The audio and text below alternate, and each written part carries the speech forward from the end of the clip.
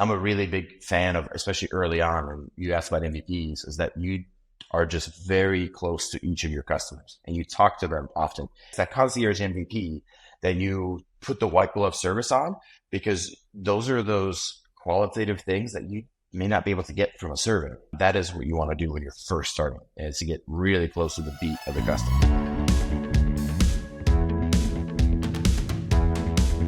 How's it going, everyone? Good morning, good afternoon, good evening. Welcome to another episode of Success with Class. I am so pumped with today's guest. You guys have no idea. So for those of you who have been listening, I was recently on a reality TV show called The Blocks. And think of it as Shark Tank meets The Apprentice. And that's the general thesis of it. But we're given a panel of judges. And there's one judge, not to knock anyone else, but the resounding feedback was that he was the GOAT, the greatest of all time.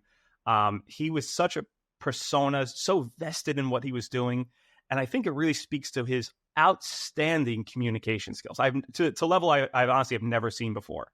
He is a serial entrepreneur. He's done 8-figure exits in the tech realm, recruitment, you name it. He's dabbled in those industries. I am so privileged and honored to have Alex Golimbievsky. I just definitely mispronounced that last name, even though we just went over it. Here to join us. It is truly my honor, Alex. Thank you so much for joining us. Steve, listen, the honor is all mine. I am super excited to be here. When we met on the blocks, I think we instantly had a kinship over here too. So I'm just excited to continue the conversation that we've had. Absolutely, man. And one of the amazing characteristics that you have is that you shared your failures. It's almost like your life reads like a Frank Sinatra song, where it's like, I've been up and over and down and out, a pawn and a king. And it's amazing to see your success story. I know it's not an overnight success. So I would love to kind of peel back the onion a little bit here and learn a little bit more about your past, especially for the entrepreneurs that are listening here. I assume, and I know this for a fact, that you weren't an overnight success. So to walk us back a little bit. So I assume you had a corporate 9-to-5 job before you left into entrepreneurship. And what led you to have that leap of faith? Let me start back here. I was born in Ukraine at 4 years old to move to the United States. And so I have the American dream story, truly. We came here, I was one of 4 kids from Ukraine. We had 2 suitcases and $50 American. I didn't even speak any English. And so we grew up on welfare for my entire life until I was moved out at 18.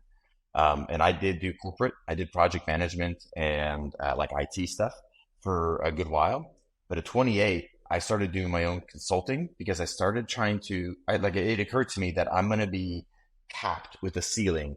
And for me to change my family legacy, to get out of poverty, because I was still not, wealthier, even after I moved out, even at 28, we're not well-to-do at all. And so, yeah, I made a really big focus of okay, I'm going to move to become an entrepreneur. And in my mind, I thought I had the right expectation of it's going to be really hard for 3 or 5 years. It was hard for a lot longer than that. And we can get into it. I'm a slow learner, apparently. But yeah, the corporate gig was really cool and it set me up with a lot of skills. But then I moved from project management in the corporate world to project management as a consultant.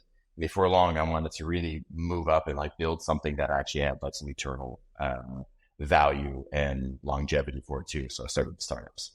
So let's speak about a little bit about that immigrant mentality, because my mother was from Morocco. And do you think that spurns you to become an entrepreneur, where you you saw what it was like living on welfare, and obviously you wanted a better life from then? I mean, what would you say that played into your journey? It's interesting. I think the immigrant story is definitely important because it is a part of you feeling a little bit on the sideline. You don't feel like you're part of the culture. You feel like you're on the outside of the culture, especially if you don't speak the language. And for much of my, youth, where you're trying to structure your ideas and philosophies of the world, I was both an immigrant and poor at school. And so, yeah, it kind of put a chip on my shoulder. And what that allowed me to do is, even as I was going through, I was very keenly aware that I was poor. I was very keenly aware that I didn't have the American football jock kind of upbringing. I was a nerd and a geek growing up for it. And I think that chip on my shoulder, to be frank, was a very selfish desire to prove myself. And that is a lot of times how people start, and that's the impetus to get started. I think over time, I've replaced that with instead of striving to prove myself, to create a bigger calling on my life for it too. But I have to admit, like being an immigrant, I think gave me a competitive advantage because I felt like I had to do more work and push further and harder than anybody else just to get to the same spot. Yeah, that makes total sense. I was bullied severely when I was in high school. So for me, I was like the nerd Dungeons and Dragons, World of Warcraft type of kid. And Yeah. there you go. and I never really fit in a way. And I almost like I set out to be an entrepreneur almost to prove some imaginary foe wrong. So I'm glad to hear that there's a little bit of kinship there, where it seems like you had that urge to prove to yourself, I think, that you're capable of greatness, so to speak. So walk me through the first leap of faith into your first venture. What was that like? I mean, did you have capital of your own that you were investing in it? Like, what was the early days of kind of this startup? So life back in 2013, I was still doing project management consulting, but I had a good friend of ours that we both used to be headhunters, recruiters in the technical world. And so we created what we thought was a very innovative company at the time. It was a horrible idea. I'll get into that why. But like we basically said, the resume was really a small part of the overall hiring experience and the qualification for it. And so why is that like the main thing? And so we created kind of a matching platform that matched the culture and the compensation that a company offered with the character and competencies of an individual, and kind of did this eHarmony matching thing. So we had been doing that nights and weekends for almost a year. And what that means is we had full-time jobs. And I lived in Tulsa. I worked and commuted to Oklahoma City. That's about an hour and a half away, 4 days a week.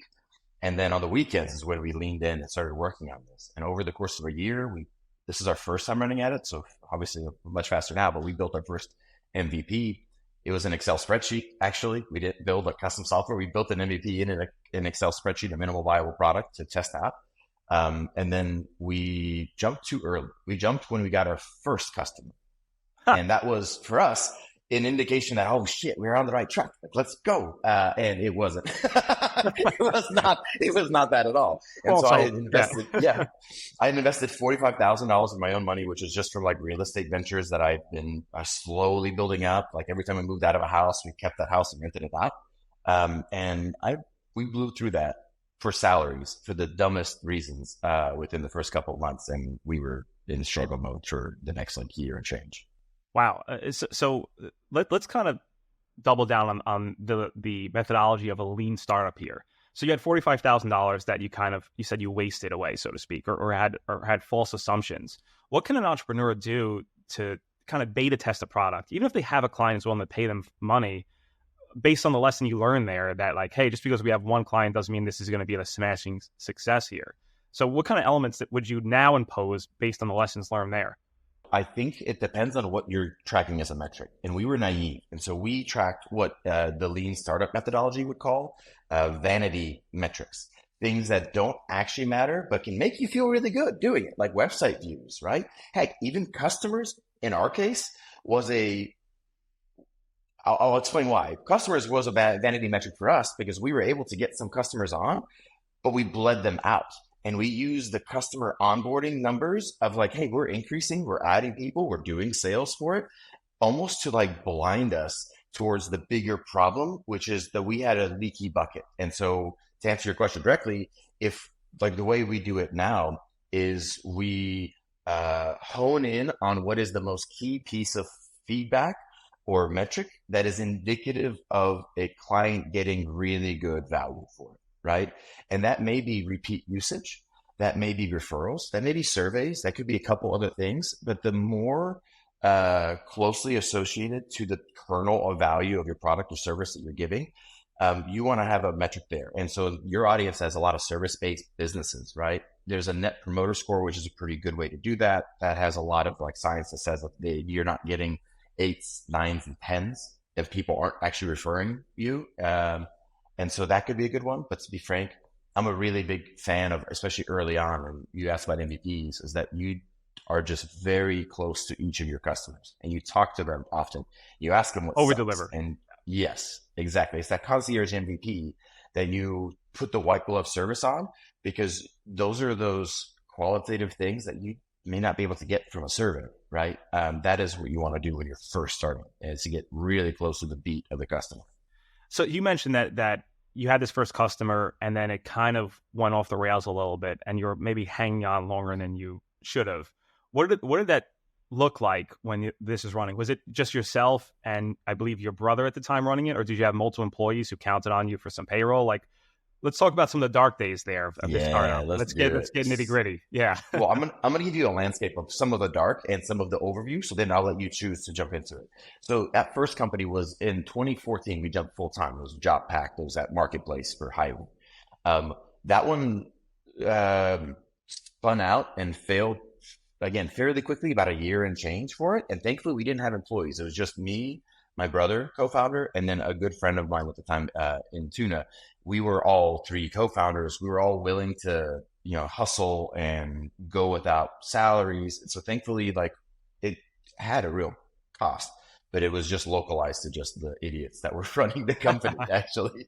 Yeah. So we went from that, though, and we had heard enough feedback saying, hey, your matching thing's cool, but I don't even know how to find the clients or the candidates run through your matching algorithm for it, right? That's my problem, is sourcing candidates. And so we pivoted there to a company called Hire 360. And that one was freaking cool, Steve. That one, we basically took the most common process of putting out like a job posting and getting candidates to apply for it.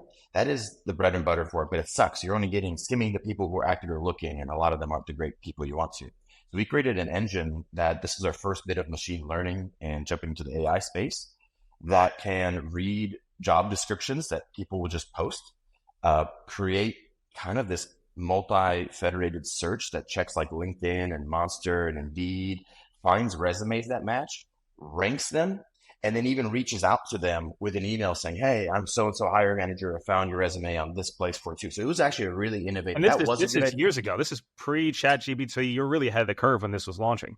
Correct. Yeah. So that one did much better. And we did put on some big names. We got Walmart and Uber and Lyft and United Healthcare. We got Affleck. We got some huge names, marquee names for it too. And they used it really well. But we made almost the same problem. We moved their vanity metric to be the customer, to be how many hires they got out of the platform, which was closer. But the problem was that eventually, like, we ran out of candidates. We didn't raise money. We didn't have enough of a bank. And we were buying, by the way, these resumes. And so we kind of were doing this arbitrage of buying resumes. Almost a self-validation. Yeah. Yeah. And so that one was pretty rough. And we onboarded 2017. We had onboarded 65 clients. These are thousands of dollars a month clients. So they're not low figures for two. And we lost 65 clients in the same year. So great retention. Yeah. Phenomenal, right? Yeah. That one really hurt. And that was also the year you want to talk about dark. Like, we now have been starving for a couple of years. I was on welfare in 2017. I made like $5,600 on my tax return, our family income in 2017. And you mentioned family. So at that time you were married and had children? Yeah, I had a small 1.5 or 2 year old at that time. And my wife had been married for, at that time, like 15 years. So that must have weighed heavy, man. When you had to like kind of call it quits and, I got 5,000 to my name type of thing, with I assume some debt owed to some investors or other people. Yeah, well, so that you bring up a really good point. We had raised on the second round, the second company, Hire 360, we had raised $130,000 of friends and family money. And that's in addition to me taking a second mortgage out of my house and putting that money into it. It was crazy invested. And we lost it. We lost it over 2.5 years this time. But eventually, like, we had to shut it down. It became clear that we didn't fix our leaky bucket. And so it was honestly through the grace of God, we got a referral to another individual there that was wanting to build another software. And so we've been building software for ourselves. We flipped it to build software and products for other people. And we had learned so much during the journey of making all the mistakes, doing everything the hard way. Right. Yeah, we did really good there. And in the first 6 months, we got about $486,000. So about $500,000 in our first 6 months of operation. That's amazing. Huge godsend. Yep. And then by the end of the first year, we had connected to he's probably a billionaire. He owns like 60 companies, majority interest in those companies. And he basically made us an offer we can't refuse and bought our company and installed us into another company to run. And that was another journey that we ran into. No kidding, man. So that's amazing that you didn't. So for me, like I always consider if I'm going through a dark place, I'm like, man, what if I just call it quits and just go back to corporate America? And I know I can, my skill set, I can get a 6-figure job. But was that ever an option for you? Or did you feel like, hey, I know I'm in a dark place right now, but I know if I just don't quit and I just kind of keep going forward. Before this godsend came, did you have the moments of kind of throwing the towel before this happened? Honestly, this is where we dovetail into some really dark, like mental health stuff. I did not, and I should have, to be probably frank with you, right? But I had this, when I say chip on my shoulder, that's too light of a word. I had this deep feeling of inadequacy and deep feeling of proving myself. And for me to walk away with a failed business and say, cool, that was my shot, it felt like an indictment on me as a person. And that's so dumb to say. I've healed a lot since then. And it's almost like, it's jarring for me to like recount where my mind was at, but no, I was not gonna leave without me finding some level of success. And that level of determination sounds really admirable, but it put me down into a very dark spot. Because even when our company got acquired, I was still in that mindset of like, okay, we got acquired, but it was an acqui hire. It was $1 million worth of equity that it all rolled over to the next company, basically. And we had to make that one work. And so my acquisition, I had an asterisk next to it. And I, even then, was not considering myself any manner of success. I was now proving myself in a bigger arena. I had 50 employees and contractors. I was running a multi-million-dollar company now.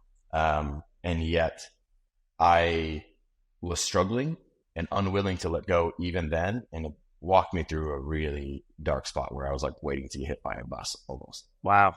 Thank you for sharing that, man. I've unfortunately, I'm also familiar with that kind of pain where it's like you burn the boats, but you don't want to turn into Captain Ahab of Moby Dick where your mission statement kills everyone around you. Yeah. So I think there's a fine line between determination and fatalism. So it's important to anyone who's listening to kind of find that balance, so to speak. And I hate to use a cliche word like balance, but making sure that your mission statement, you're not going down with the ship, so to speak, where like there's a chance of recovery here.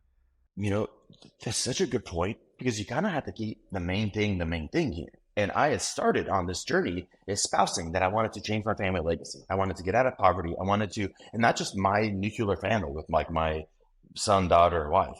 I wanted to get my broader Golimbievsky family like out of poverty. I hired my brother, I hired my sister, like we hired my brother-in-law. So like I was really focused on that. But that's what I espoused.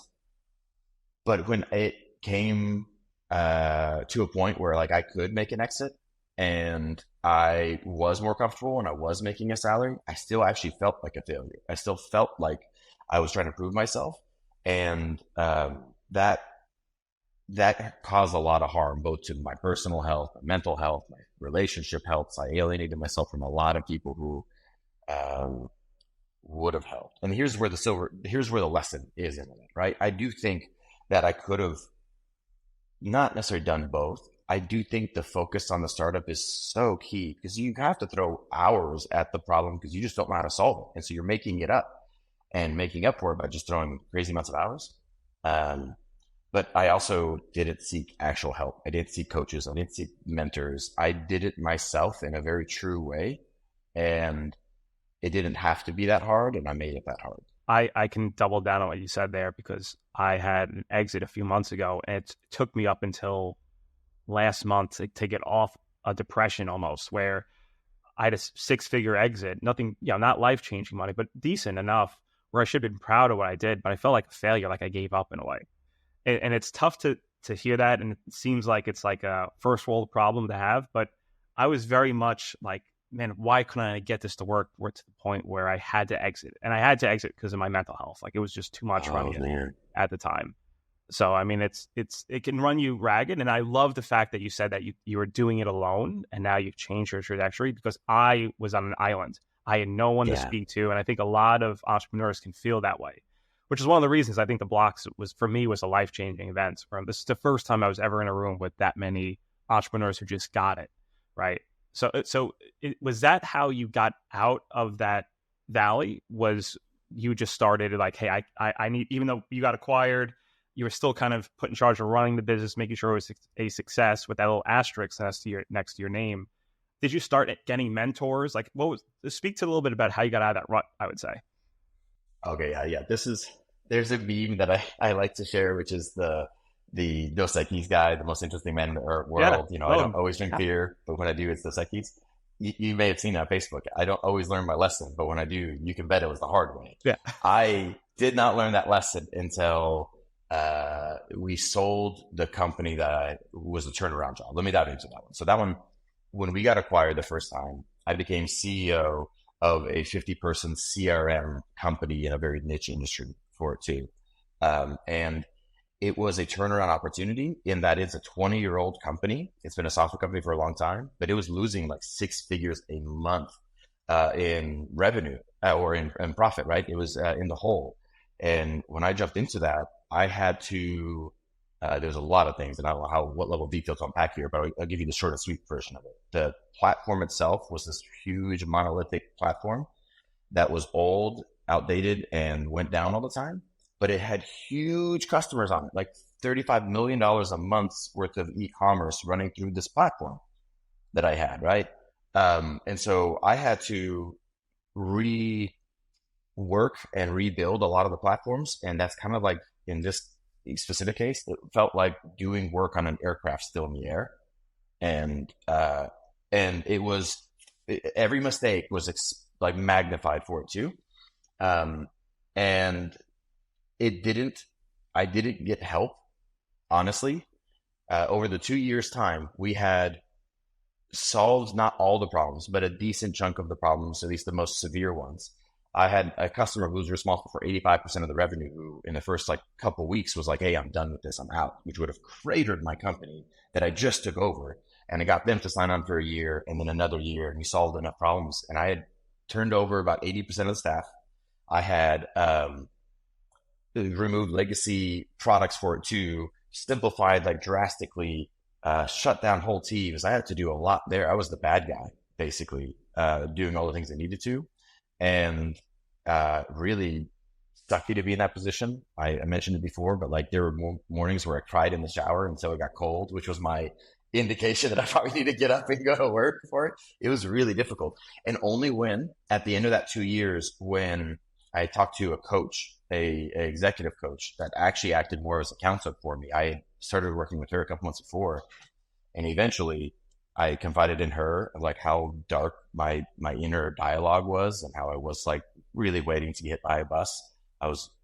It was just a no-win situation that she told me that, hey, you need to talk to somebody.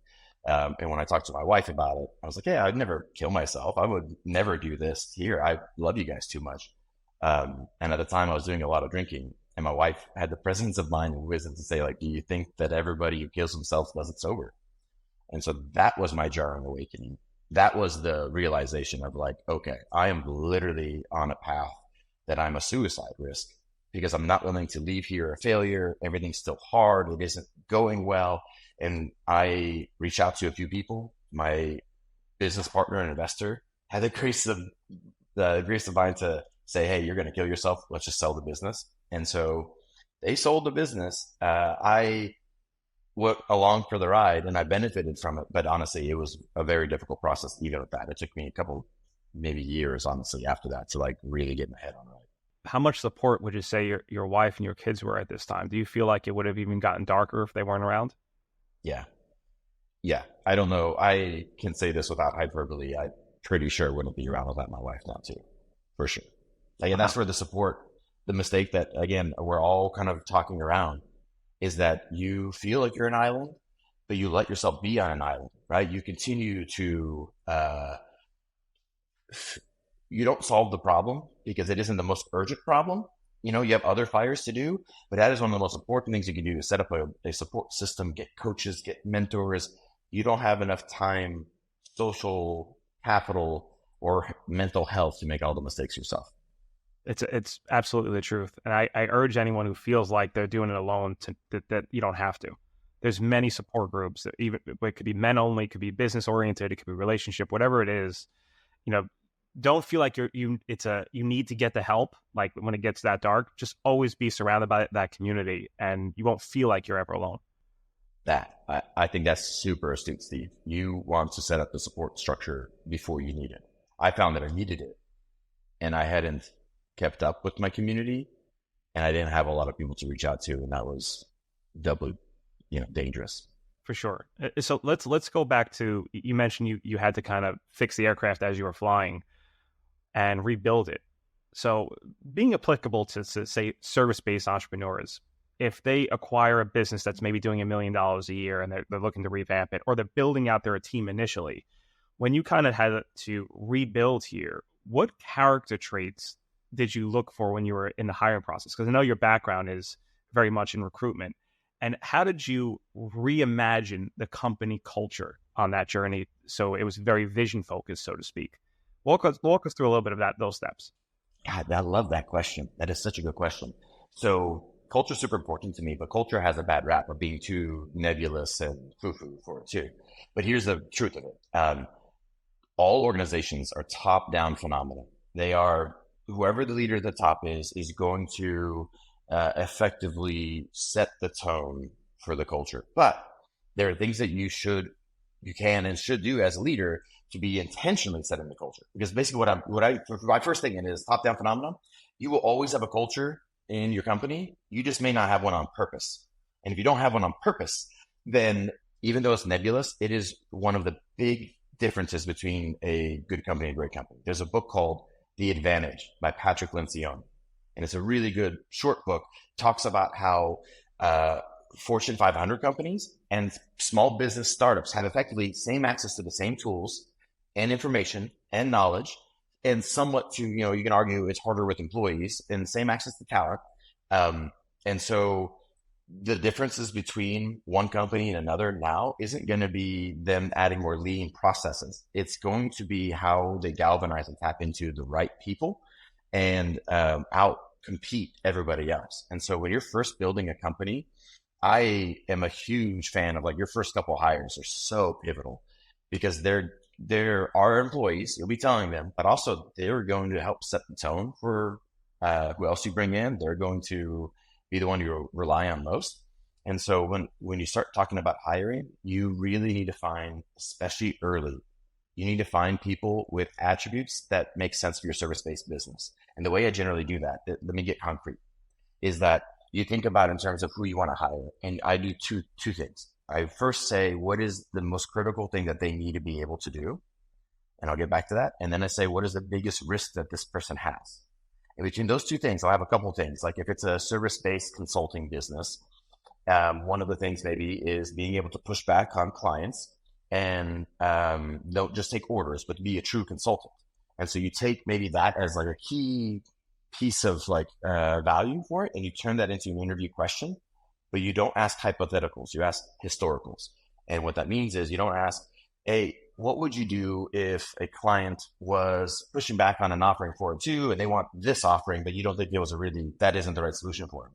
That's a hypothetical question, and people do terrible jobs thinking through what they'll do. You want to ask historical questions and say, tell me about a time in your background where a customer asked for a product or service that wasn't good for them, and how you navigated that. Those are how you start getting your idea of what kind of person it belongs there, and how you actually vet to make sure you get that person. And I'll make one more thing. There's a lot to unpack here, but I want to say one more thing too. One of the biggest mistakes that I say everybody makes, but small business owners, because they oftentimes have the least amount of experience hiring and interviewing, one of the biggest mistakes that they make is they are polite instead of kind. And politeness and kindness are different. Politeness in a social interaction is maybe not telling you have a booger in your nose, or not saying, I didn't understand the question, or to say, I don't think you answered the question. Oh, I'm sorry. Sorry. The polite thing is not to tell you that and to ignore it and move on. The kind thing to do is to lean into sometimes the awkward pieces and make sure that you drill in and you're asking questions deep enough that you have confidence that either do have that quality or they don't.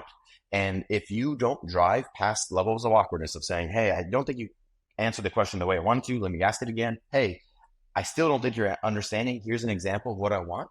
You want to drill in really deep because you don't want to leave that question or that attribute that you're saying is really important. You don't want to leave from that topic before you're confident that they do or don't have it. At the end of the interview, you should be as confident as you possibly can in an interview that they are either the exact person for the role or they aren't going to be a good fit. And if you're leaving ambiguity on the table or uncertainty, or you have kind of the shrug of like, yeah, I'm sure they can do the job, you're doing the polite thing and not digging in and being, sometimes uncomfortable with your questioning, and you're likely going to fire them 3 or 6 months later. And that's which not is way worse in that situation where someone's vested in you and you have to let them go due to performance, as opposed to just being kind up front with expectations and knowing someone. Yeah. And know this, it is your job as the interviewer. It is your job as the entrepreneur, as a small business owner, to determine if they are or aren't qualified. They aren't qualified to tell you that I'm qualified for the job. They can like connect dots for you, but they don't know the role. They don't know your company. They don't know where you're going. They don't know any of the context that you have. And so you're the one that has to make a very objective opinion on, I do or don't think that you're actually going to be great here. It's particularly scary with salespeople because good salespeople can sell themselves. Great salespeople can sell your product. And so if the salesperson is just selling themselves for it, you kind of have to put that aside and say, great, let's make sure you can actually let's get do the service. Exactly. So if I'm hearing this correctly, you're hiring people based on their attributes and character traits. Obviously you want a skill level so they can, if you hire a web developer, they have to know some web development skills, right? But how much would you weigh skill versus character traits? What would you say is the most important? Like if someone is a killer salesperson, but maybe not, their emotional EQ is maybe just not there, would you take that person over someone who's got great emotional EQ, but doesn't really know the product? I'm just curious to see what your thought basis on that is. Yeah, that's a really good question. It depends on the role, because I used to think that A players for everything. Don't make allowances. If you're going to make a shrug hire, you're making a mistake. But to be honest, as you scale and grow, it's really hard to do. And so kind of my philosophy now is that the culture and character of the individual is black and white, binary, yes or no, if they're in positions of influence or hiring or leadership or anything like that. If they have, if they're an influential role, I will, whether they're qualified, even if they're crazy qualified, I will reject them and move on to find somebody who can actually build the culture for it. And again, I'll give them very quickly. I touch on this. Culture is nebulous, but in the market vision company that I took over and the 50 employees, it was super jaded, very distrusting, very dysfunctional environment. And the number one reason why I fired employees isn't because they didn't do their job. It's because they weren't a culture fit. And that's brutally hard to do because you're oftentimes talking about people who are doing an adequate job. And I still find it, because what I was looking for is a environment of high ownership, high autonomy, and high empowerment, because I don't want to micromanage you. And I want to find people who don't want to be micromanaged. And if I have to tell you what your job is, or solve problems for you, you're not the type of person that I want to have over your too. And so that is the key piece, where the type of person really thinking matters. And I would argue it's kind of almost a go, no go before you even get into the technical.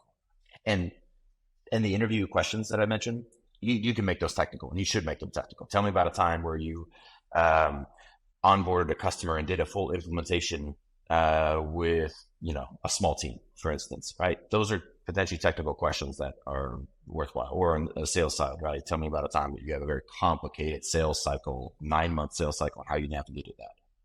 No, that's excellent. And it's something I've noted when, as a communicator, and I know it was periphery because I would observe your communication, and I think you I don't know if you do it intentionally or innately. I like to think it's a bit of both, but you lead, and I'm sure you do this in interviews, and this is probably why you make an excellent thought leader and leader of an organization. You always start a sentence with, I'm curious about, tell me more, help me understand, and expand upon that. And then I noticed that you're mirroring a lot of the language to make sure that you're on the same page. Like, oh, this is how you implemented this client on XYZ company. Like that must have been really challenging. Let's dive in. So you're kind of replicating that you're understanding it. And I think that leads with empathy. And people are like, this guy gets it. I want to be part of this organization. And it'll attract the A players to your team as well when you do this. So You I'm know, curious, is that intentional that you worked it out, or is this the years of honing, sharpening the axe, so to speak?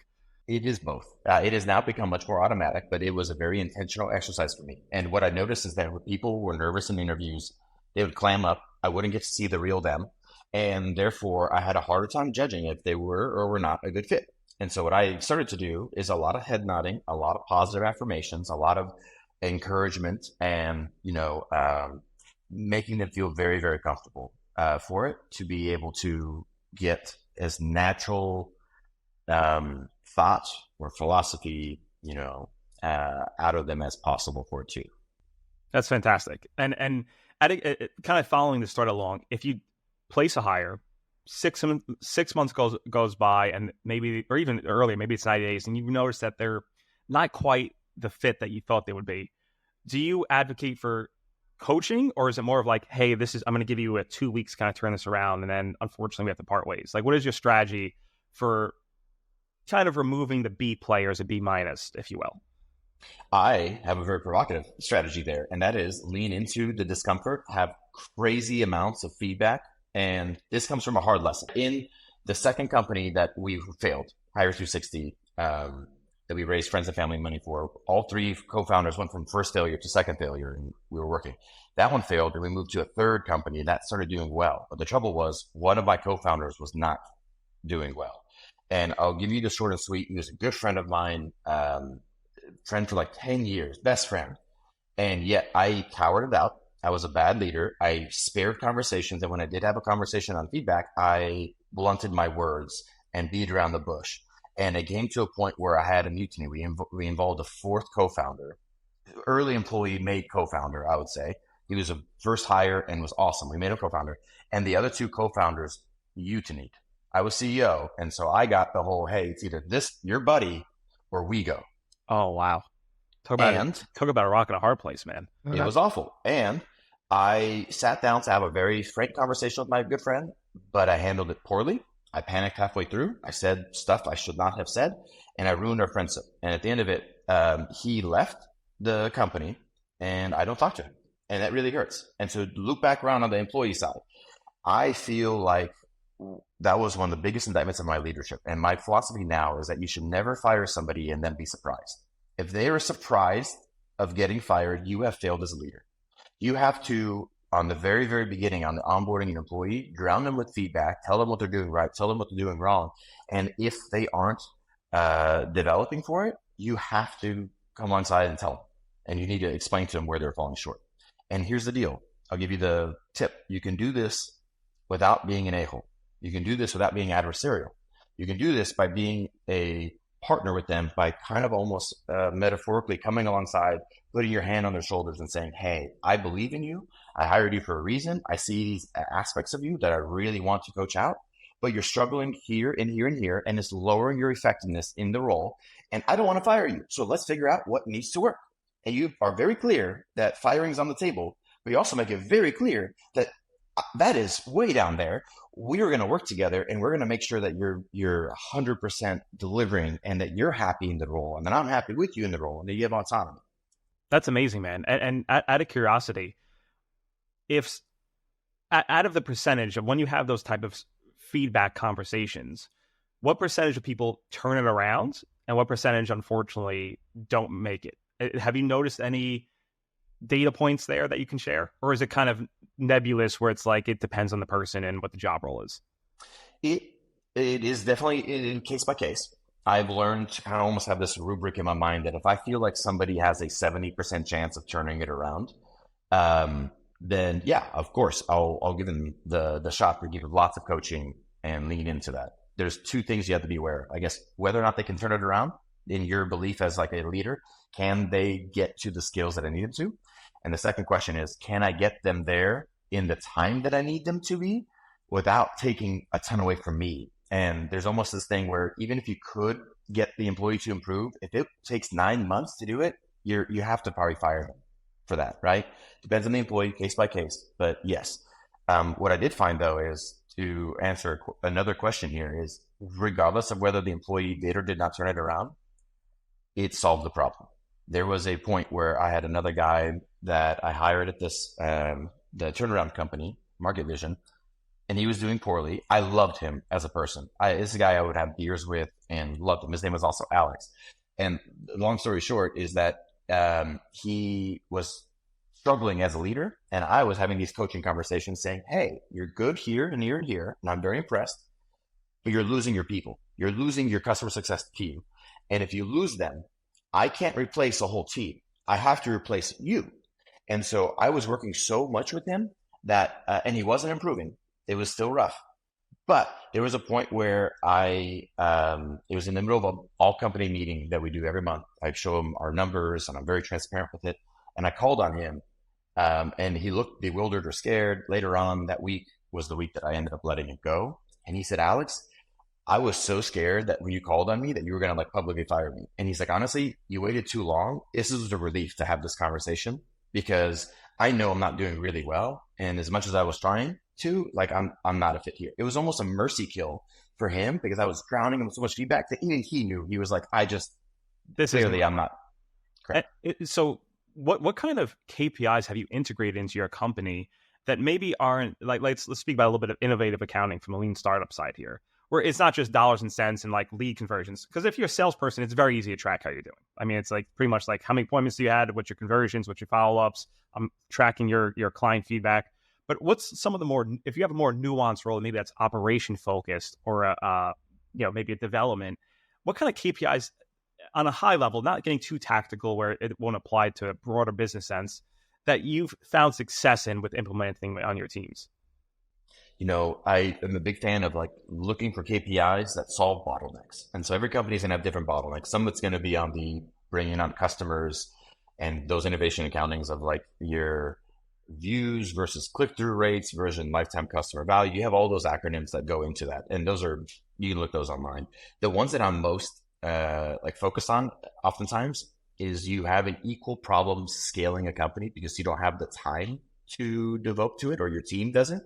And so I'm a big fan of like KPIs that track delivering the service and how either efficiently you're delivering it or the quality of that delivery for it. And that can easily be after you have a service call at a customer for it too, that you just do a quick text with a thumbs up, thumbs down for whatever else.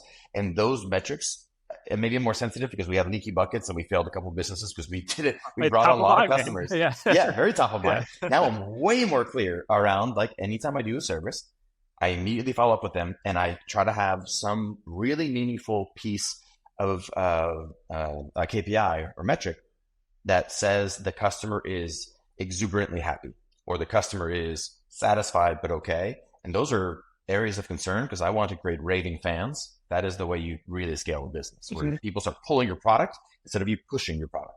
Oh, if you have your own clients start doing referrals for you, that's when you know you're onto something. That's right. Those are raving fans, and you can do a lot to like accentuate that opportunity. But that is one of the most important like innovation accounting metrics that I can see. Man, I wish we had more time here, but I'd love to dive in. I know you have a hard out soon. I have two more questions because there's so much I wanted to speak about on AI, of integrating what you just mentioned in KPIs. If I have like tools, you can get instant feedback. There's amazing websites out there where there's AI tools that can integrate. But I know we don't have unfortunately enough time with that, but I would love to potentially dive into a couple of more philosophical questions. So we're going to do a little bit of a pivot here. So I know you mentioned that you have two children, right? You have a boy and a girl or two boys? Yep, boy and a girl. Amazing. So do I. And I know they're relatively young.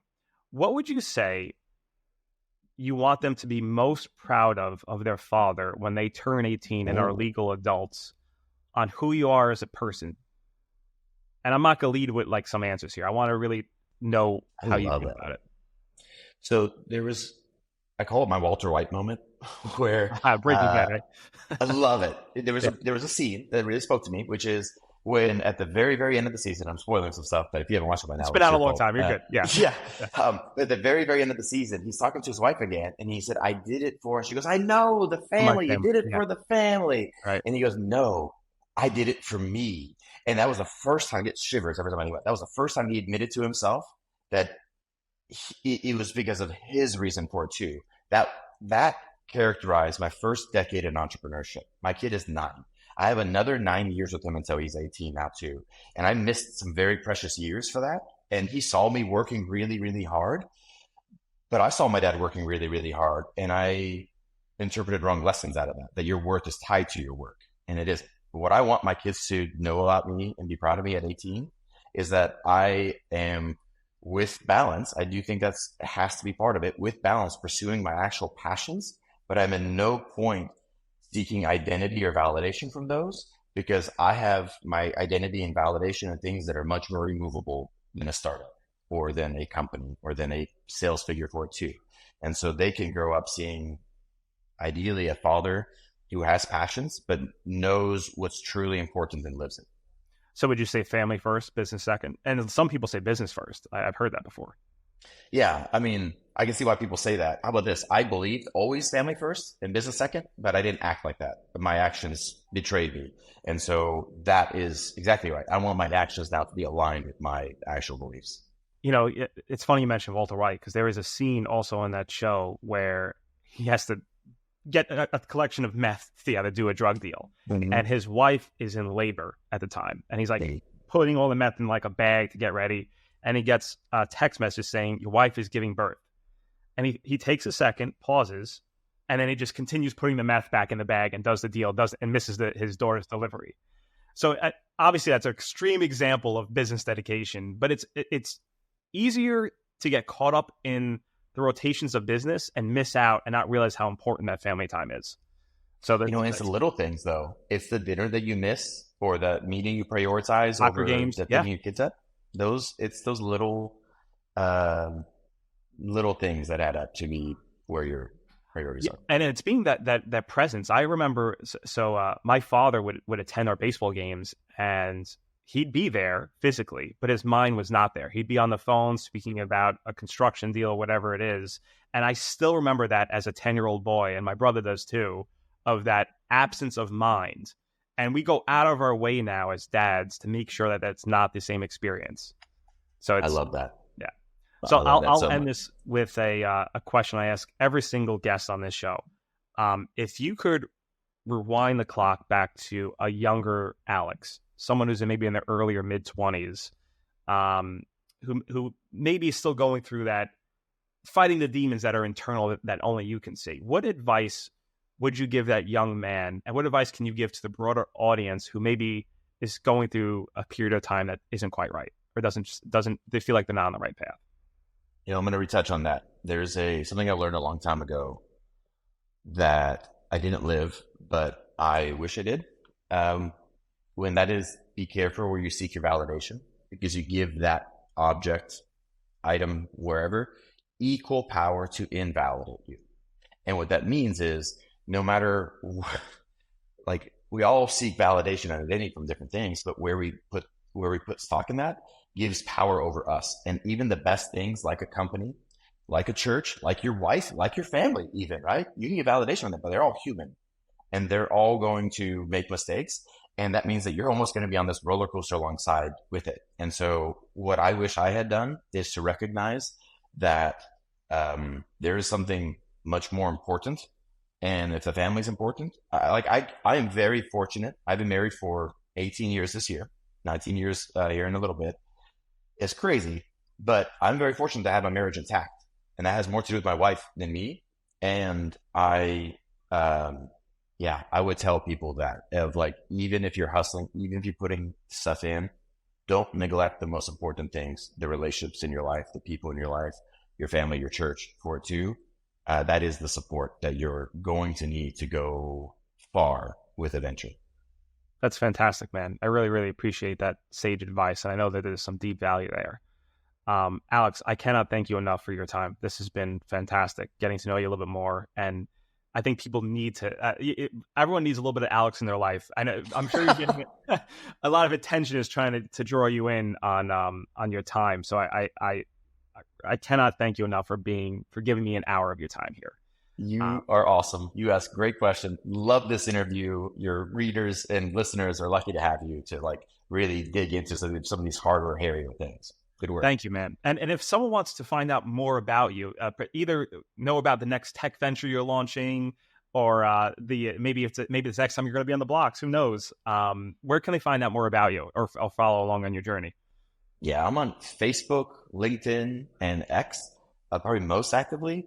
But if you want just a direct connection, alexg.consulting is my website. You can hop on there and hit any of my social channels, find one that you also follow, and then reach out. I'm happy to I often do 30-minute like consultations with people where I don't just sit and ask questions. We workshop actual challenges and issues on the call on the very first time that I meet people. So if you have something you're running into, go to alexg.consulting, ping me with a consult. I'm happy to help. Promise there's no salesmanship here. I can either help or I can't, and I'll tell you. And I will vouch for that. You might be one of the most giving and most generous with your time business owners that I've ever met. So what you just offered is invaluable to a lot of people. So keep on keeping on, man. I know that you're on a journey of success. I hope to see you in person soon, and just kind of hop along the train ride here. So thank you again, Alex. Make it happen. Thank you so much, Steve. Man. Thank you so much. It's my pleasure. See you on the flip side.